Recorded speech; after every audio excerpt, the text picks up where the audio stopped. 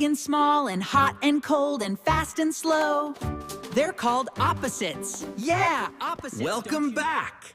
Today, Cabbage and I are learning all about opposites. An opposite is something completely different, like this giant elephant, which is very big. And the opposite of big is small, just like this tiny little ladybug. Great job! Now in the summer, the bright sun makes us feel very hot. Yeah. That's right. Brr. The opposite of hot is cold, like playing in the chilly winter snow.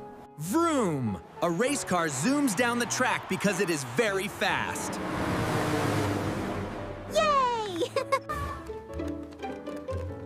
And the opposite of fast is slow, like this steady, careful little turtle. Learning opposites is so much fun. See you next time. Bye-bye.